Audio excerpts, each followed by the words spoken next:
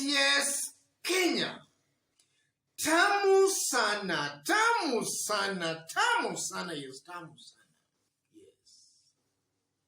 Yesterday, Kisero Member of Parliament, Honorable Christopher Aseka, was in his constituency and he gave out a speech. A speech that is really causing ripples within Mudavadi's party. And that is so because this member of parliament is an ANC party member, an MP, and one of the members of parliament who are currently, as I talk today, or rather now, are pushing for Mudavadi's presidential bid next year. So yesterday he gave out a speech that I know might have shocked Mudavadi and some of his supporters, the likes of Malala. So I want you to listen to the member of parliament as he spoke yesterday, after which, as usual, we are going to dissect that to see exactly what it means politically. What it means politically. Listen to this. That's Kiseru Member of Parliament, Christopher Aseka, an ANC party MP and one of members of parliament from Western who are pushing for Mudavadi's presidential bid next year. And from the way he's talking, he's actually just trying to tell Kenyans that in the event Mudavadi decides to team up with William Ruto, they should count him out of that kind of an alliance. And that just exposes that there is a split in Mudavadi's party. In the event Mudavadi decides to work with William Ruto, a good number of members of parliament supporting him, or leaders supporting him, might most definitely abandon him. And from where I sit, I tend to believe that that member of parliament is talking that way because of the pressure coming from the ground. And I'm saying pressure from the ground because not even that incident alone, in Western, ladies and gentlemen, in Western, a good portion or a good majority of the residents seems to be supporting Raila Odinga. Seems to be supporting Raila Odinga. Yes, seems to be supporting Raila Odinga.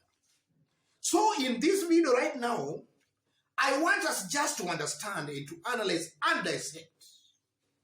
Why is it that the ground in Western seems to be pro-Raila Odinga, but some leaders, the likes of Malala, Bonialuale, Didmas Barazas, they seem to be going contrary to what the ground is actually saying. What is actually happening here? That's our analysis and discussion today. Yes. So if in case you've just bumped here for the very, very first time, kindly subscribe, give this video a like. Give it a like, please. Thank you. God bless you. God bless Kenya. Straight to our analysis and discussion today. Why are these members of parliament going against the grain? Yes. 5 reasons why most definitely they are going against the grain. The first point, these are selfish leaders who are serving their own personal interests and not actually the interest of their electorates. Yes. They are serving their own selfish interests. And we have also been told and rumored and speculated that some of these members of parliament are on somebody's payroll. In fact, we have been told that the likes of Malala are on William Ruto's payroll. They go to Sugoi at night, then during the day, they are actually singing Mudavadi's praises. But the ground seems to be supporting Raila Odinga. They are just serving their own selfish personal interests. The second point, these leaders, they might be out of touch with the ground, or maybe equally, they know what the ground is saying, but they are just still living in denial. They don't want just to accept what they are hearing from the ground. Yes, they don't just want to accept that reality. But from where I sit again, that will augur very negatively for their political ambition come next year. Because largely a smart politician, you should listen more to what your people are saying. In this case, Raila has proved in the previous election that he commands Western. And next year's election, I can dare say it here with some level of confidence that what happened in 2013 most definitely will repeat itself come next year. And in this case, or rather in 2022, you might find Western Kenya voting for Raila Amolo Odinga more than they have ever done before. Because Raila, as of today, comes out as somebody with a very realistic chance of winning the presidency. Yes. Yes, I'm saying that again because, you know, Western, just like other Raila supporters across the country, for all this time Raila has been losing these elections, they have always been made to believe that these elections are always stolen from Raila Amolo Odinga. And the people who have been stealing the election from Raila Amolo Odinga are now supporting Raila Amolo Odinga.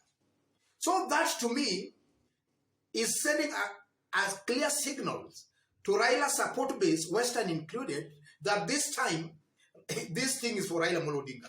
And that has the potential of making even Western to vote for Raila seriously than they have ever done before.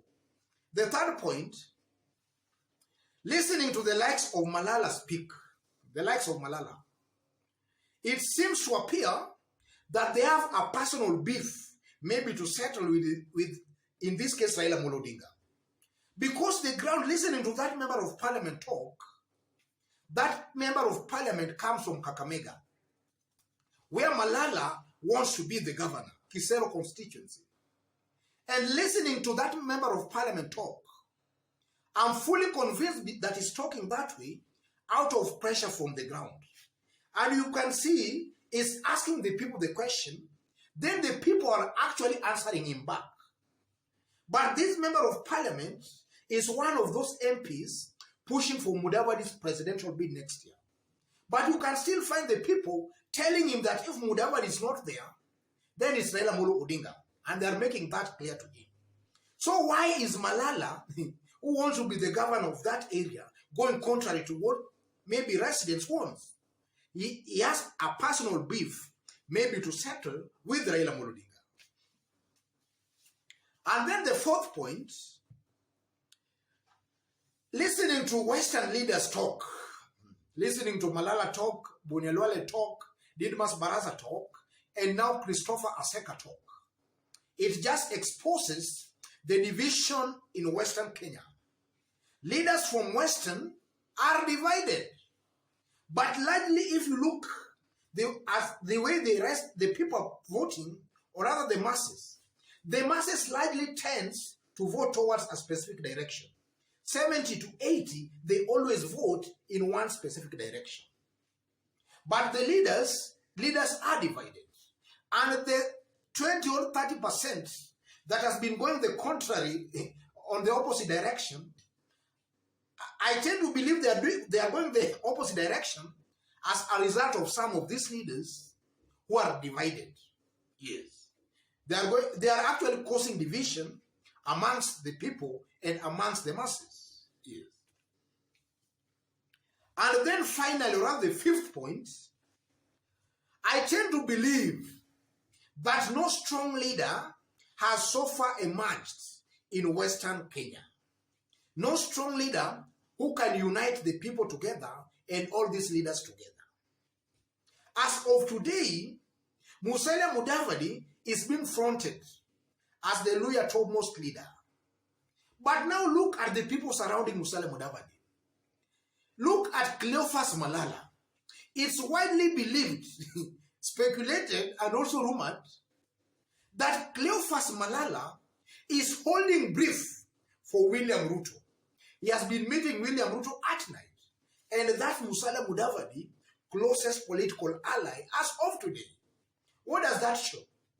It just shows Musalia Mudavadi is himself a joker. He's not serious. Yes. And he's also contributing to the reason why some of these leaders from Western are also divided. Their topmost leader, who is seen as their kingpin, lacks direction. He's confused. Yes, he's confused. Yes. So, ladies and gentlemen, I believe these are the main reasons why, even though the ground might be warming to Raila Amolo Odinga, some leaders from Western are still going the opposite direction. They are going against the grain. I believe these 5 reasons clearly explain that. So just as I did indicate when we started, if you've just bumped here for the very, very first time,